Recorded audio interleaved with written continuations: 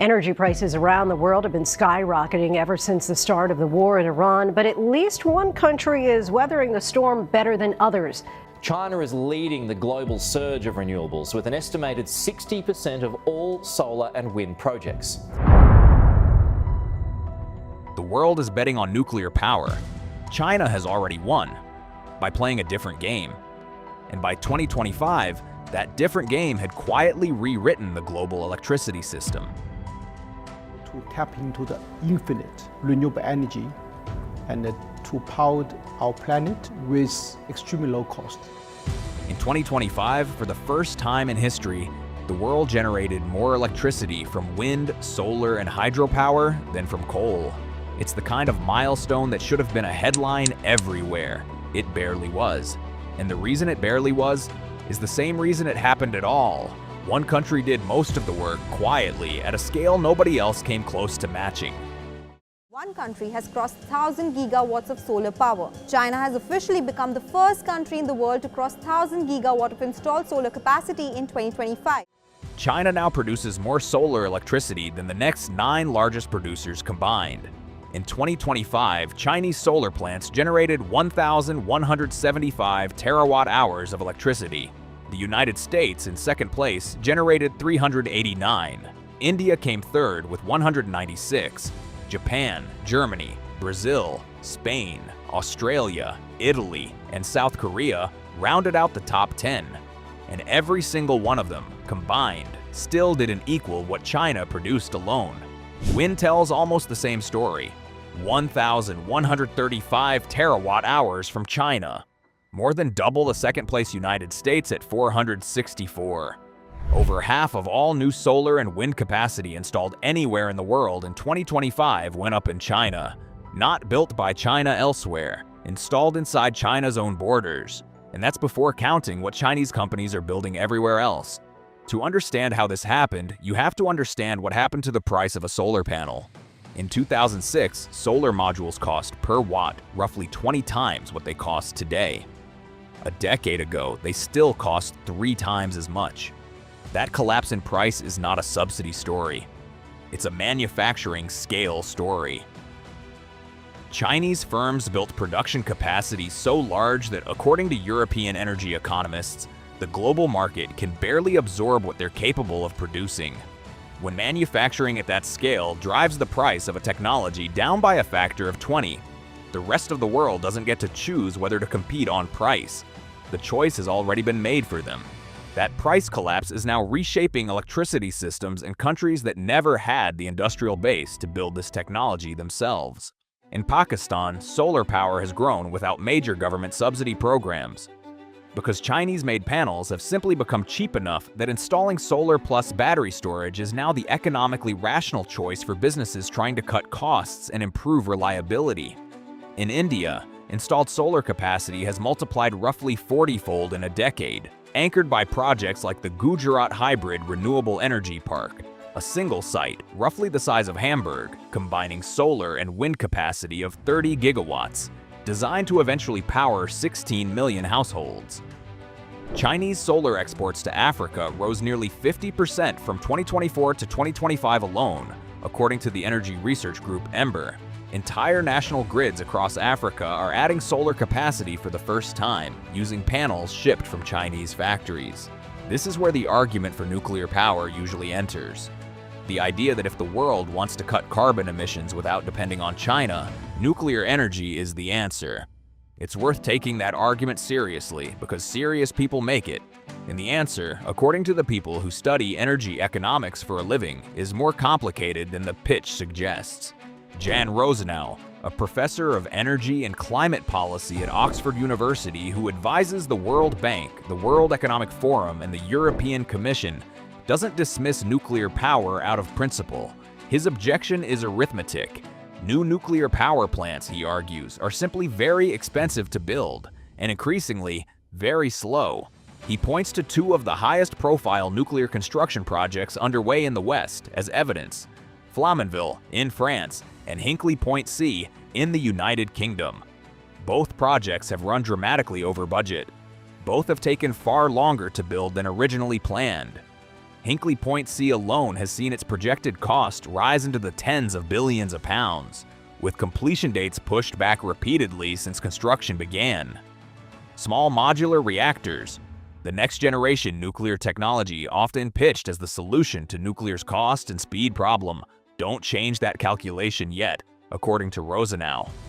As of his most recent assessment, there were only 2 operating anywhere in the world. One in China, one in Russia. Scaling that technology up within the next several years, he argues, carries exactly the kind of cost and timeline uncertainty that has plagued conventional nuclear construction for decades. Nobody yet knows what it will actually cost at scale, how long it will take, or whether public acceptance will hold. Compare that to what's happened with solar and battery storage costs over the same period, falling consistently year after year, driven by manufacturing scale rather than by engineering breakthroughs that have to be proven one enormous reactor at a time. Rosenau's conclusion is blunt. For the money and the time available, renewables paired with storage currently outcompete nuclear as a decarbonization strategy, even accounting for the intermittency problem. The fact that solar panels don't produce power at night and wind turbines don't spin without wind. That intermittency problem is real, and it's the strongest argument nuclear advocates have. But even here, the picture is shifting faster than most public debate accounts for.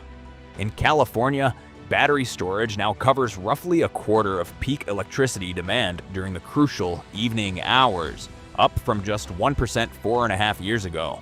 That's not a nuclear power plant's worth of steady output, but it's evidence that the storage side of the renewables equation is closing the gap much faster than skeptics assumed it would.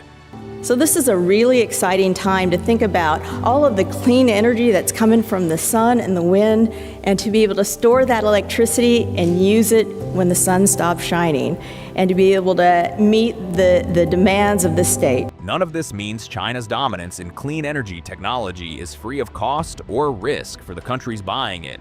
It comes with a different kind of price tag, one measured in dependency rather than dollars. In late 2025, Norway's public transit operator in Oslo discovered something unsettling during a routine technical review of electric buses supplied by a Chinese manufacturer.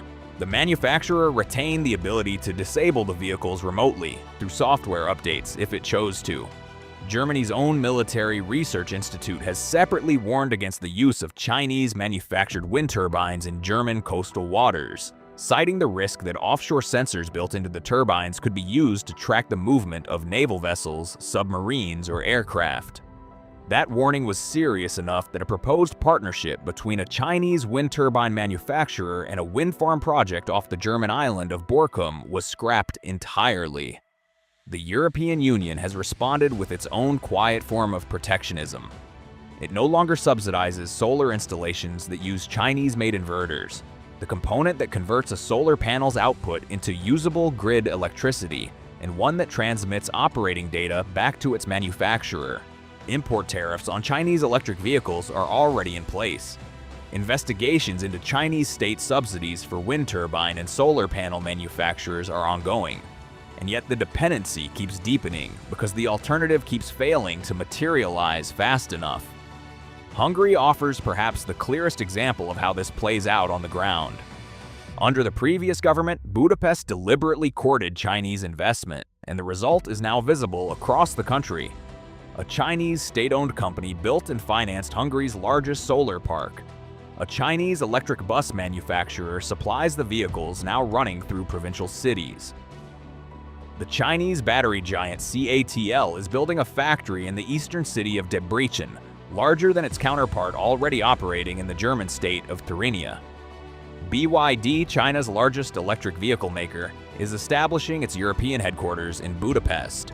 Chinese capital, Chinese technology, and Chinese firms now shape a meaningful share of Hungary's energy transition, from generation to storage to the vehicles that use the power.